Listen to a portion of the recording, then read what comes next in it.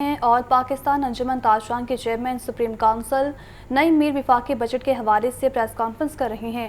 آپ کو براہ راست یہ چلتے ہیں۔ کسی قسم کا کوئی ٹیکس نہیں لگانا۔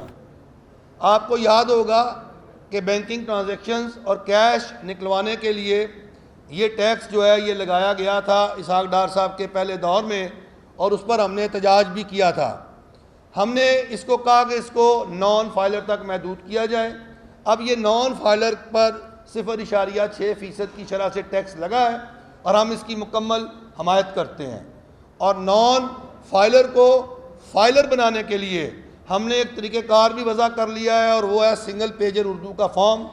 اگر وہ اردو کا فارم جو ہے سنگل پیجر جس پہ اس نے لکھنا گیا ہے نام، پتہ، ایڈریس اور اپنے پرٹیکولرز کے علاوہ اپنی ٹرن اوور لکھنی ہے، اور جو ٹیکس اس نے بجلی کے بلوں میں ادا کیا ہے ہمارے ریٹیلر نے وہ لکھنا ہے، تو اس کی ریٹرن سبمٹ ہوگی اور وہ ATL میں آ جائے گا، ایکٹیو ٹیکس پیئر لسٹ میں آ جائے گا، اور پھر وہ بینکنگ ٹرانزیکشن کا ٹیکس بھی نہیں دے گا، پھر وہ 0.6% کا کیش نکلوانے کا ٹیکس بھی ادا نہیں کرے گا۔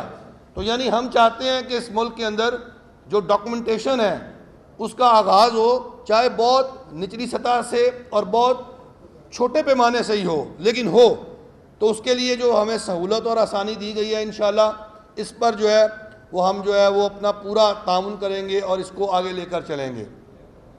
اب میں آپ کو بتانا چاہتا ہوں کہ یہ جو بجٹ ہے نا جی، ہمارے ملک میں 18ویں ترمیم کے ہوتے ہوئے وفاق کا بجٹ نہیں بن سکتا، یہ میں اس پر تو بہت کلیئر ہوں۔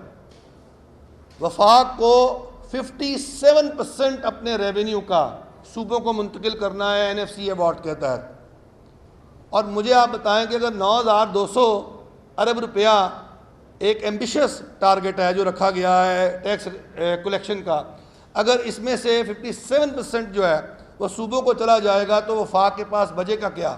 وفاق کے پاس ایک ہی طریقہ ہے کہ وہ اپنے نان ٹیکس ریونیو کو زیادہ بڑھائے، کیونکہ نان ٹیکس ریونیو جو ہے وہ اس کو زیادہ سے زیادہ فنڈز دے گا۔ اب صورتحال یہ ہے کہ 7,300 ارب روپیہ یہ ہمیں قرضے کی مد میں ادا کرنا ہے جو ڈیٹ سروسنگ ہے، قرضہ اور سود۔ اب مجھے یہ بتائیں کہ جی یہ 7,300 ارب روپیہ جو کہ ڈالر کی آج کے ریٹ کی کیلکولیشن شاید 300 کے قریب انہوں نے کی ہے، اگر یہ ڈالر کا ریٹ جو ہے وہ اور اپنا روپیہ ڈی ویلیو ہوتا ہے، ڈالر مہنگا ہو جاتا ہے، تو یہ 7,300 بھی زیادہ ہو جائے گا، یہ 7,500 یا 8,000 تک بھی پہنچ سکتا ہے۔ اور یہ پورا کیسے ہوگا؟ ظاہر ہے یہ قرض لے کے ہوگا۔ اب آپ قرض لیں گے اور یہ قرض ادا کریں گے، آپ کے پاس کوئی اور چوائس نہیں ہے۔